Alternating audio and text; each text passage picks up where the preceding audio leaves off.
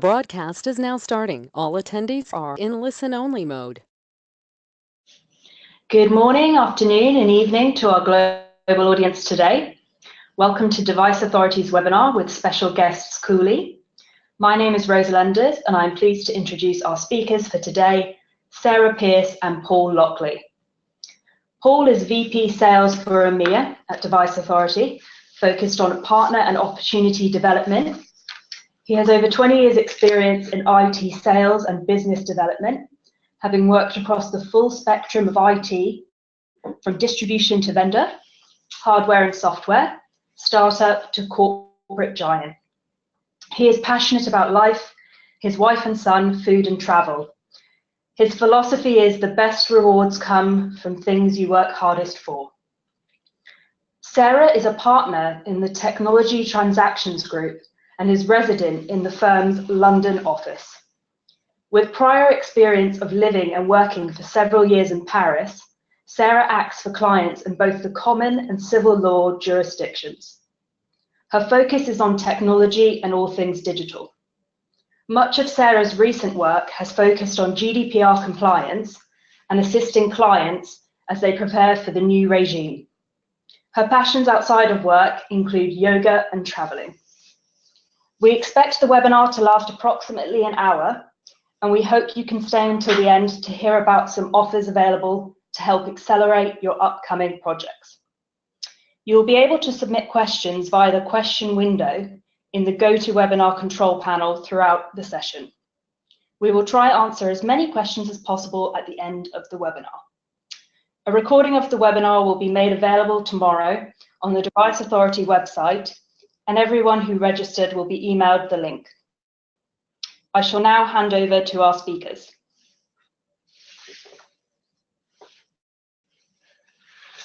So, good morning and good afternoon, everyone. Paul Lockley. Key objectives and outcomes for today are to understand more about GDPR and how it can impact your business, understand more about what organizations need to do in the event that they are hacked or lose data, things that you can do to take remedial action, and quick tips for getting ready to address GDPR when it comes into force. So before we get into that, I want to set the scene a little around the challenge that everybody faces. Credentials and personal information are the holy grail for hackers, and even the largest organizations have suffered, even through multi-million pounds of investment, with their brand being impacted and their customer base being put at risk. We see some logos here which are familiar to all. But to give some stats behind that, for instance, people like Equifax recently had 147 million user credentials hacked from their site. Yahoo had over 500 million user accounts compromised. There were 2 spam bots found online with 711 and 560 million usernames and passwords stored within them. The list goes on. Bupa, Wonga, Moonpig, TalkTalk. We're all familiar with the press and what's been happening. But what about IoT? There is over a decade of what we now call IoT, and those environments being compromised, from industrial to travel, even critical national infrastructure environments, which are considered to be ultra secure. They've not been able to mitigate the challenge of data breach and infrastructure compromise. And IoT brings with it this new paradigm of connected everything, toys, devices, everyday home use. So that brings us to what is the challenge for IoT. And I think it comes down to, how do you create a bridge from the things that you trust to the things that you build and deploy? How do companies extend, from that comfort zone to a place that they don't really understand, that is obscured from their traditional networks? And how do they build trust? And without identity at the edge, how can you build that trust? And I think therein lies the real foundation of what needs to happen in order to help meet the challenge of regulation and legislation. It's about being able to build identity and use that strong footprint to enforce trust to both the device and the data that flows from that device.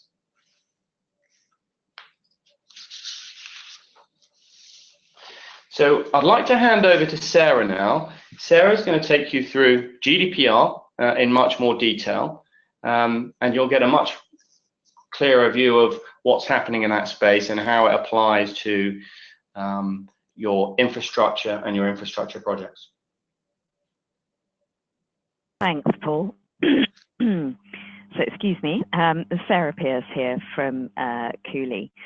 So just with that, bearing in mind that backdrop, I'm going to, indulge me a few minutes. I'm going to talk about this new regulation that's coming into play that impacts all of what Paul has just been describing, in the sense that it really goes to the heart of what you can and can't do with the data that you have access to. And when I say data, I mean personal data or personally identifiable information, as the US defines it.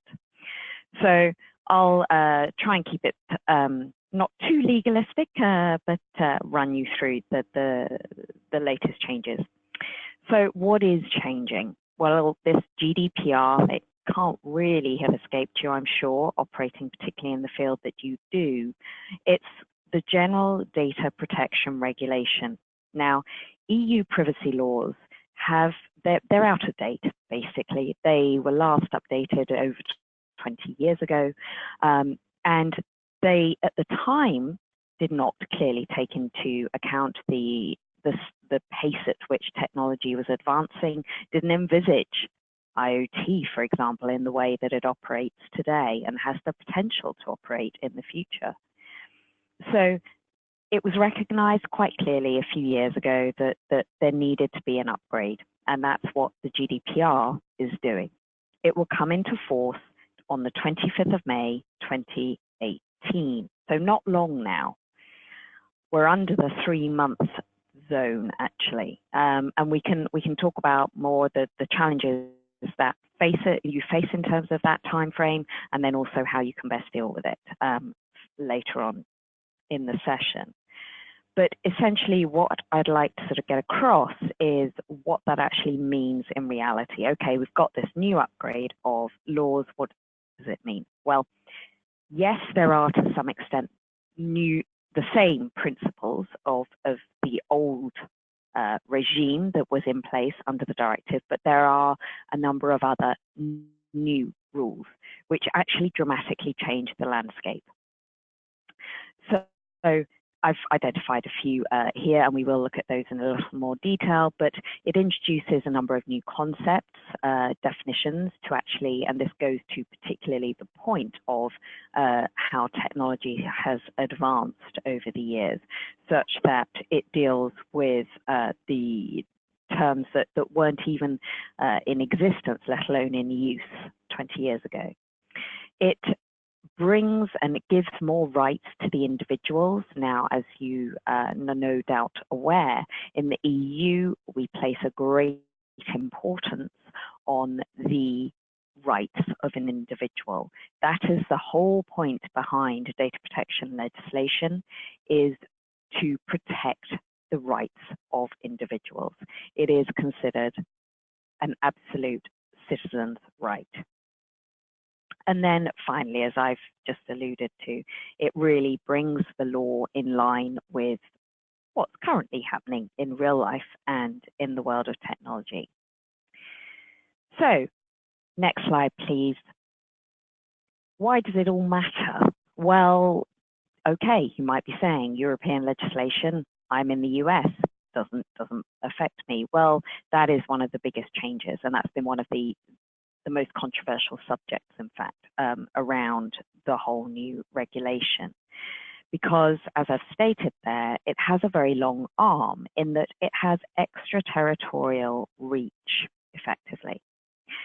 So even if you're not in the EU, you haven't got a physical presence, you haven't even got some intangible presence in the sense of, well, I'm not paying taxes, I'm not paying, even if you have no link in that way, you can fall subject to the new regulation. We'll come on to talk a bit more about why and how in a second, but that is the real crux of the matter here as well, I think. Now, some of the new requirements, as I've said, they're fairly substantive and may require quite a bit of change, not only in terms of your documentation, legal contracts, internal policies, but also in terms of actually how you develop your technology. And we'll see why in a second. Next slide, please. So when considering whether or not it actually applies, there are two key questions I often ask with my clients. Because a lot of it just boils down to these, because if you can answer no to both, then it won't apply. Now, to the largest extent, those on the call today, on the webinar today, are likely to be impacted. To be honest, given the world, I'm assuming here that you're operating in the world of IoT, but again, that is, something you can consider more closely. The two questions are, firstly, do you actually process any personal data, EU personal data, and is that data that you process personal? They're the sort of two questions. So focusing on the first one here, are you processing any EU citizens or residents' personal data? Now, processing here is taken to mean anything, really. It's a very, very, very broad definition. And as you can see, I've said there, and that's actually something that the UK regulator, in fact, the Information Commissioner's Office, has come out and actually confirmed, is that it's difficult to think of anything an organization might do with data that won't be processing it. So it doesn't actually necessarily mean that you are storing the data somewhere or that you're retaining it in some way. The fact of simply accessing it, for example, you're in the US and you can access that personal data of an EU citizen, may mean that you're subject to GDPR. It certainly means that you fall within the definition of processing the data. Okay, so in summary and in brief, really, it's, do you do anything with data of an EU citizen or resident? Do you touch it? If the answer is no, then it's unlikely to apply. But the second question, is it personal data? Well, again, this has been given a very broad definition, and this is something that is really where you can see evidence of the legislators, the drafters in this regulation, having taken into account how technology has advanced, because it now includes, and you can see I've identified a few in red there, IP addresses, device identifiers, whereas before these were certainly not included within the definition. They are now expressly referred to, and there has been various case law debating the subject, but from the 25th of May 2018 it will be clear these are considered personal data. So what is it really? Personal data, it's data that may identify an individual, basically. It doesn't have to be necessarily on its own identifying an individual, but if you have access to a range of data that would enable you as an organization to pinpoint an individual, to pinpoint Sarah Pierce sitting at her desk in London, then you would be said to be processing my personal data. Again, and put simply there, if the answer to that question is no, then GDPR is unlikely to apply. But I think one of the big traps here, and I have mentioned it just there previously, is that it's often thought to be a exact replicate of PII in the US, and it is not. It does go far beyond the definition of personally identifiable information in the US. Okay, so what does it mean if it applies? What does it mean generally? And what I'm going to do is just outline a few ideas here, and then we can think about it more in the context of IoT specifically. So there are, as I mentioned, it imposes a number of obligations more than existed before that go beyond just documenting or the legal documentation or just your privacy policy, as some might think. I've identified the key points here and on the next slide. So there's a higher standard for consent. Now, consent is just one. It's important to bear in mind it's just one, but you do need one of the lawful bases to process the data. So if you determine that you're touching personal data of EU citizens in some way in your business, you need to have a lawful basis for doing so. Consent has often been seen as the only one. It is not, but it's often the easiest when you have a direct interaction with that individual, with the end user. So that depends on your business and its operations. It won't always be possible. But as I say, it's now, even though it's often a commonly used lawful basis, it is now going to be harder to show that you have valid consent because they've raised the standard effectively.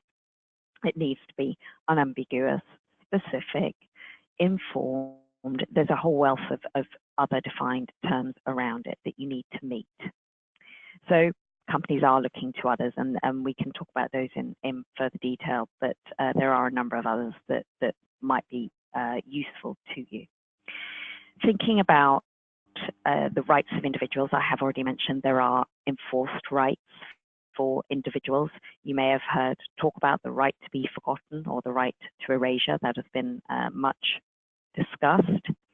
And the right to portability. So if an individual, a data subject, we call them in the legislation, comes to you and says they want to port their data, they want to transfer it to another provider, then you have to be able to comply with that.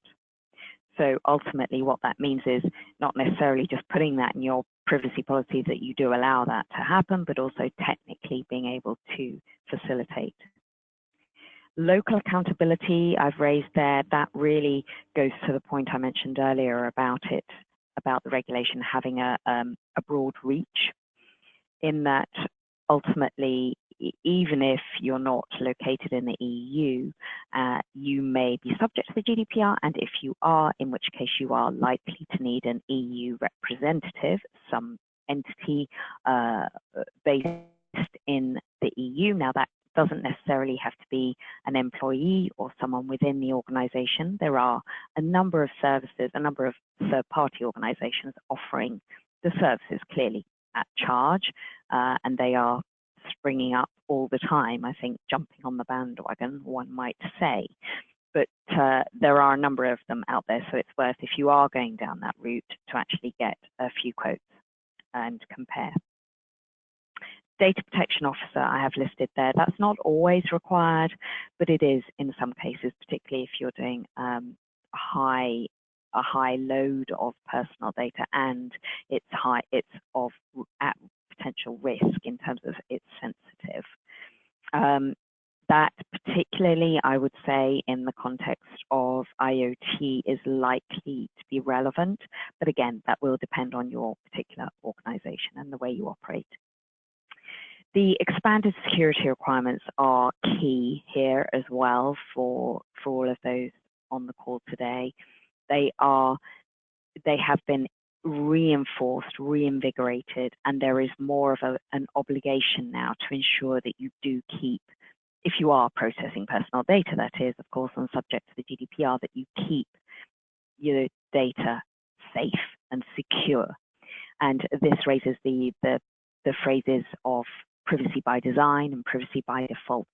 What this essentially boils down to mean is that you need to be, when you're thinking about developing your technologies, developing new products that based on existing technology, you need to be thinking about how you treat data, personal data, and keeping it secure and in line with the GDPR requirements from day one. It has to be built in, okay? Next slide, please. Looking at the other additional points, general changes, we have obligations now on processors directly. Now, you've probably heard talk about the difference between controller and processor, data controller and data processor. That is very much a European concept, but in the past, it's only the data controller that has been responsible for compliance with local legislation in the EU.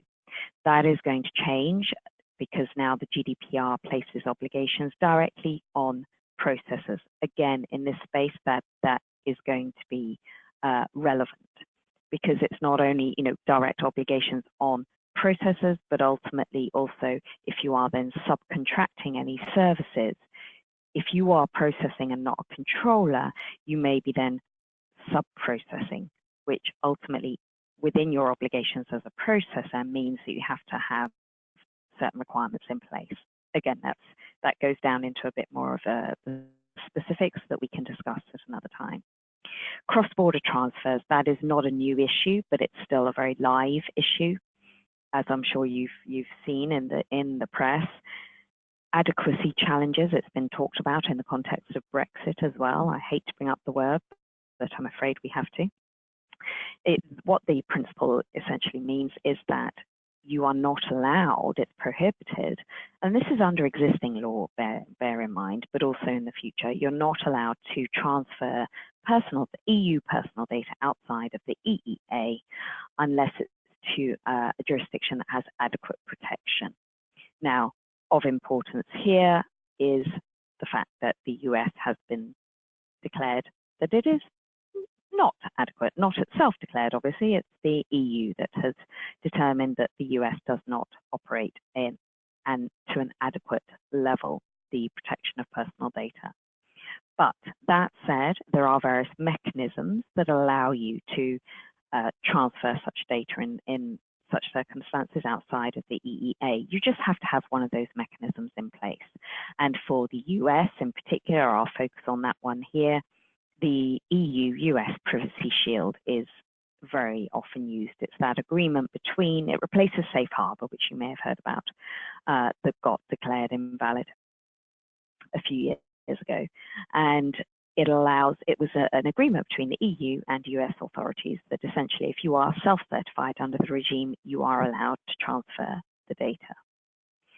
There are other mechanisms available, such as model clauses or standard contractual clauses, as I'm sure you've heard about, binding corporate rules, but they're not always the most appropriate. They are appropriate in certain circumstances.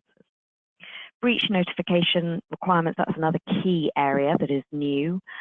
There is a new duty, whereas in Europe, by contrast to the US, we've never really had a regime where you absolutely are under an obligation to report data breaches to the supervisory authorities or the regulators, as they're now called. But now there will be, and there's a tight time frame given the circumstances. Usually it's 72 hours. And finally, the sanctions for non-compliance? Well, okay, so if you are subject to GDPR and you don't comply, this is what's hit the headlines big time. The fines can be huge. They can be up to the greater of 20 million euros or 4% of the annual gross revenue worldwide.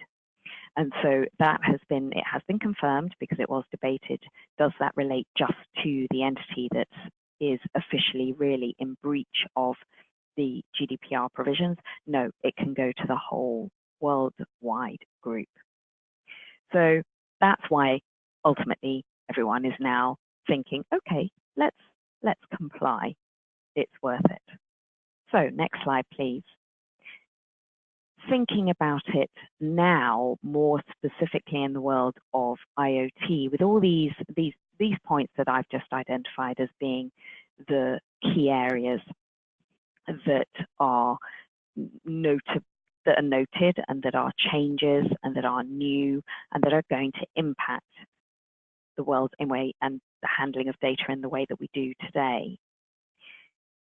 The key points here, I think, I've brought out, as you can see listed. It's that privacy by design and by default, as I mentioned. So when you are developing new technologies and thinking about developing new products and services, get your IT teams involved from day one. It's got to be developed with privacy and security in mind. And that sort of brings me to a point that actually just to mention as well that sometimes is overlooked. The whole compliance piece with GDPR is not just a legal and compliance issue. As you can see from the fact that this idea of privacy by design and privacy by default, it goes much more, it's much broader. It goes beyond just legal and compliance to the IT team, to HR, to it really has a number of stakeholders across the organization. And that's why now it is getting the attention of board level C-suite members of organizations. The privacy impact assessment, I brought that out because that is something that, particularly in IoT, I think it's something that you're going to need to do. And in all honesty, okay, I'm a data privacy lawyer, but I would suggest that is an important best practice way of handling your use of data, personal data, PII, wherever it is, whatever it is, generally throughout the organization. I think you are obviously in your space going to be handling a broad range of data, a lot of it personal. And while the GDPR requires privacy impact assessments only in certain instances, I do recommend that it is best practice to at least undergo some sort of review and survey. You need to know what data you're holding and where. It's a data mapping exercise effectively. The other point, consent, I've raised there because of the particularity here around the fact that you're likely to have direct access to the end user and a need to be able to have that lawful basis in place. And it's likely that consent will be one of those. Now, what I should mention as well is that you can have multiple lawful bases. So given that the requirements for meeting consent are extremely high under the GDPR, it is often wise to think about what alternative lawful bases you may have at your fingertips. Legitimate interests, for example, is another one that's often cited. Again, we can talk about that in further detail another time or later if we have time. Data subject rights, I mentioned those previously. That really goes to sort of the reinforced and increased rights, emphasis rather on the rights for individuals. You have to be able to technically facilitate subject access requests. Those that a data subject comes to you and says, I want all the data you have on me, you have to technically be able to deliver on that. And that also brings with it, obviously, the data portability and right to be forgotten point that I mentioned earlier. There again, just finally, the data breaches. 72 hours as the big reminder that you do, if there is a data breach, you have to notify the authorities. In some cases, depends on the nature of the breach and the extent, you may have to also notify the individuals, but that's on a case-by-case basis, really. And then children, I've put children question mark. If you are processing personal data of children, and that is, well, it's flexible to member states between the ages of 13 and 16 to define what a child is, but ultimately you need the consent of a parent or guardian if you are using and processing personal data of a child. In fact, interestingly, the latest publication of the draft data protection bill in the UK has set the age at 13, so at the lower end of the scale. I think, as I've highlighted there at the end, what's key throughout all of this is data governance. You need to get on board. You need to really get to know what data you have and where, and document. It's all about documenting, showing. For example, if you're faced by with a regulator investigating you or asking you about your compliance with GDPR, being able to show that you are taking steps to comply and have documentary evidence to prove that is key. So get a hold of your data, understand what you have, where and why. Next slide, please. And finally, I will just run down and then I'll pass over to Paul. This is really, as I've said, you've got a short time frame now to get everything in line. Now, I'm well aware of the stats. A number of companies are only just beginning to think about it. Some haven't even. But it really is the time to turn attention to it in order to actually ensure that, to the point I made earlier, to be able to show that you are taking steps to comply, whether on day dot, the 25th of May, you are ready or not, the fact that you have evidence to show that you are taking steps to comply will stand you in very good stead. And those sanctions, it has been, just as a reminder, the sanctions of the high figures, the regulatory authorities have been given enforced powers, and they have said they're going to act on them during the, from day one, from the 26th of May, if you like. Now, realistically, they don't have the bandwidth to go and hit everyone who's not in compliance, so I think you have to bear that in mind as well, but that's not to say that they won't want to be exercising those rights and making examples of people. So just briefly then, in the immediate, you need to raise awareness. You need to get that multi-stakeholder engagement, get the senior execs on board, get everyone engaged and aware of what this means for the organization, such that actually, when it comes down to it, just to the basics, you can get budget for making any changes that may need changing, whether that's in terms of getting your documents in order, external counsel, hiring a DPO, or simply giving the IT team the tools to be able to develop their technology with using privacy by design, for example. Then the next phase is really about doing that gap analysis, doing that audit that I mentioned, really identifying what personal data do you have, where and why, and create an inventory. So then you can think about the gap analysis really in reality as against the principles of the GDPR. So identify any key gaps.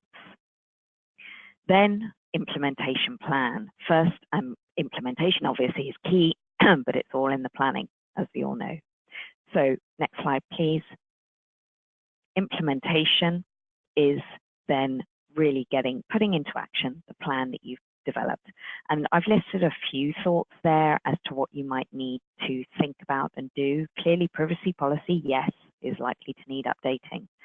Other internal policies about how you use data and notices, and that's both internal and external. So internal also with, if you do process, you've got EU employees, for example, you've got to think about the employee side and the employment contracts, so on.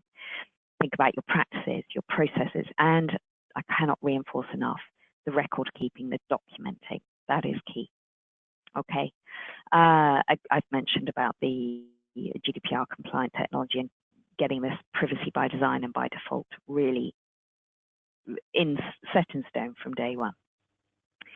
Then what happens from the 25th of May? Well, there is still guidance that's coming out, so we are still waiting to see if there will be certain areas that are still slightly grey, but we have to go with the fact that these requirements as they stand and as current guidance interprets will come into force on the 25th of May, and they will be enforced. So going forward, you do need to ensure that everyone remains engaged and you remain on top of and in good knowledge of what data you have, where, and why. And with that, I will hand you over to Paul. Thanks, Sarah. So the big question is IoT data a breach waiting to happen? And in a lot of instances, the answer, unfortunately, will be yes. The things that we do know are that simple TLS-based security models aren't enough.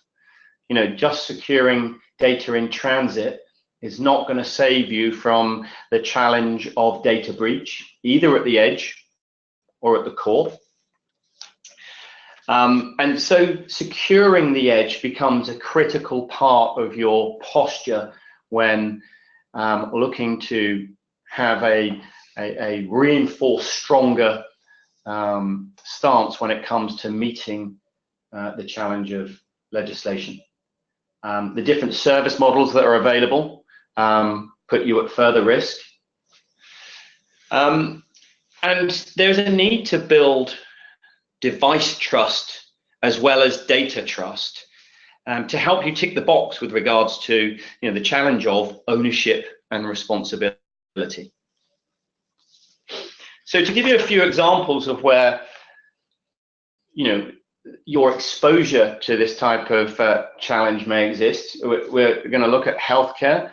If you build devices that improve the quality of life for people, and those devices gather information about individuals, you have to have a way to manage specific data fields within that data collection to give you the ability to protect that individual information, and also to ensure that the right people have access to the right data types. If you're building complex infrastructure that can exist anywhere in the world, you need to bear in mind and have security by design in part of your wider thinking for how those assets may be used. Anything that touches, stores, or is related to an individual, no matter where they are, could be subject to regulation and legislation. And only by building security in from the beginning can you ensure that you're able to meet these challenges. So what's required? The first thing is to consider that if enterprise solutions are open to breach and compromise, are they, by their nature and stood alone, the right approach to securing IoT and data generated from IoT? The answer, of course, has to be no. There is a requirement to have a different approach, something that's built from the ground up for IoT and the edge, something that is key to building strong identity for those things out on the edge, and using that as a foundation for a stronger security posture, allowing you to manage those devices and, more importantly, secure the data that flows to and from them in a manner that is more in line with the challenges that you face. So Device Authority are the market leader in IAM for IoT, in the ability to build and enforce identity at the edge in an obfuscated landscape. We do this from a software position that's been designed from the ground up to work specifically in IoT, and also working with an ecosystem of partners to allow us to deliver complete solutions, something that meets the challenge of individual customers. And our market-leading approach to this has been recognized by many of the industry's leading analysts and media, and reinforces our belief that we have a very unique approach to how you can address these challenges in the IoT space.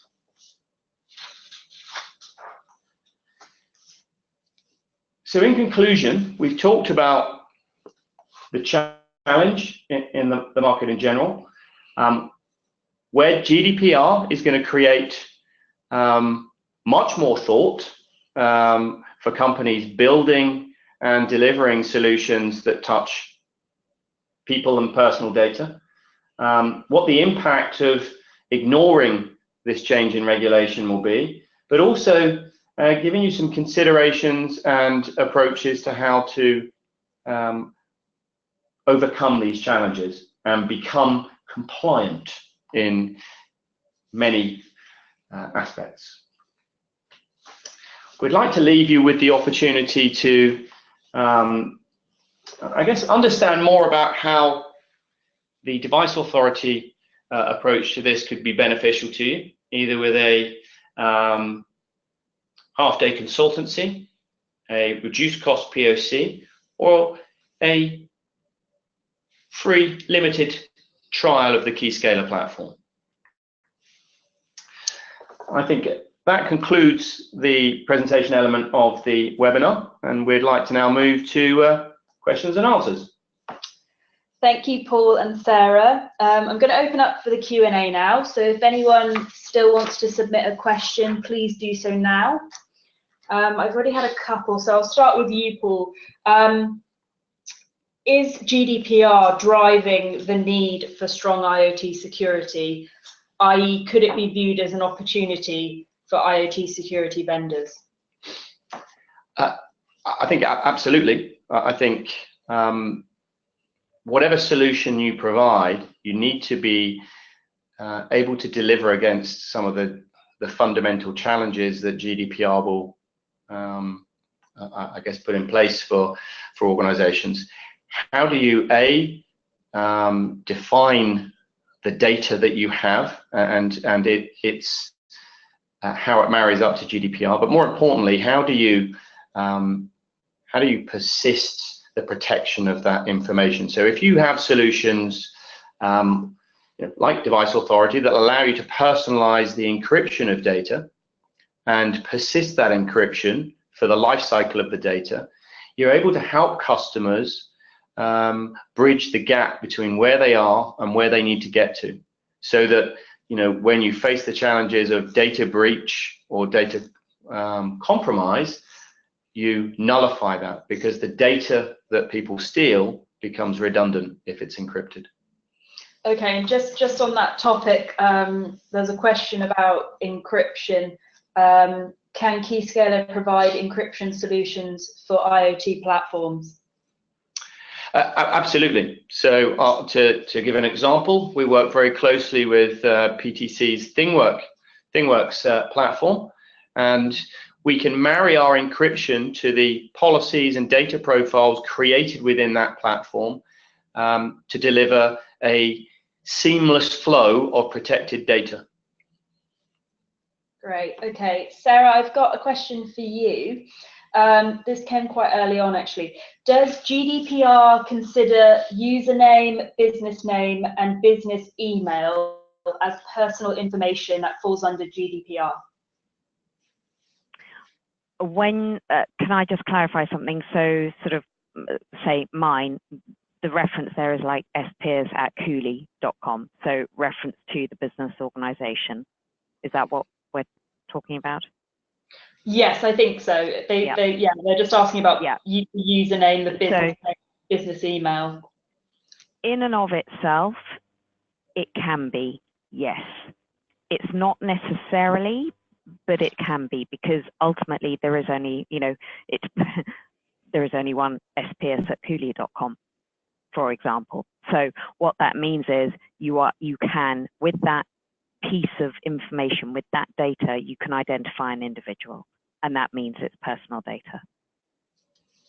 Okay, and just following on from that, does GDPR apply also to contact information collected before the regulation comes into force?